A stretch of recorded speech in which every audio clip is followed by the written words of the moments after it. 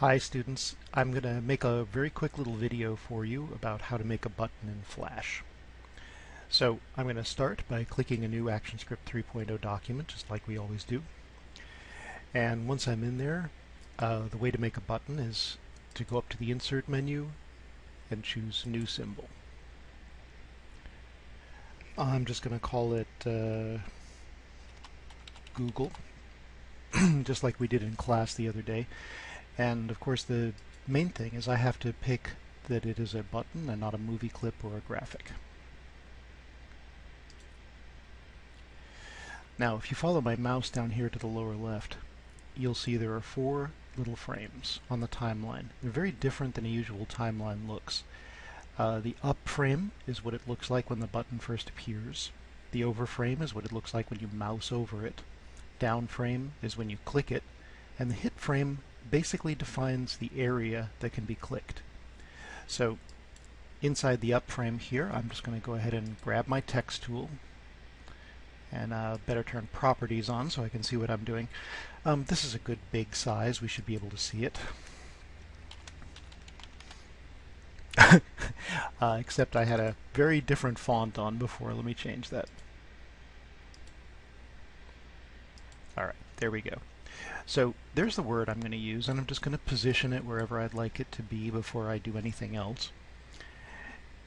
And as I decide to make the next frame in this thing, I come down to the timeline, click in the frame marked over, and I hit F6.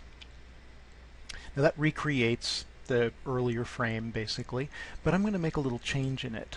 So this will help the user realize that they've actually reached something that they can interact with.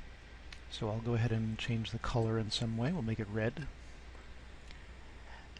And from here it's pretty simple. I'll go back to the timeline, click under the frame called down or on it, hit F6. And if you remember in class, we did a little simple thing to make the button feel like it's being pushed in. So you can see my text is selected, and all I do is hit the down arrow a few times, 1, 2, 3, and the right arrow a few times, 1, 2, 3. And that just gives it a little bump when you push on it. And finally, this is more important than a lot of students tend to remember, so to make a little note, the hit frame is a great way to clearly determine the area that the user can click. So I'm clicking under the hit frame, hitting F6, and this always looks a little weird when I do it, but I'm just going to draw a rectangle that covers that, because what I'm doing is defining, by whatever I draw, the area where the person can click. Alright, so our button exists, but I have to go back to the main scene area, scene 1. So I'm going up here. If you don't catch it, look in the upper left, click scene 1, I'm back. Now I need to open up my library if I'm going to see it, and I can see my Google button sitting right there. Now I'm going to drag it out on the stage and drop it. And if I hit Control Enter on my screen, I can see a little preview of my button. You can see it's changing color when I mouse over it.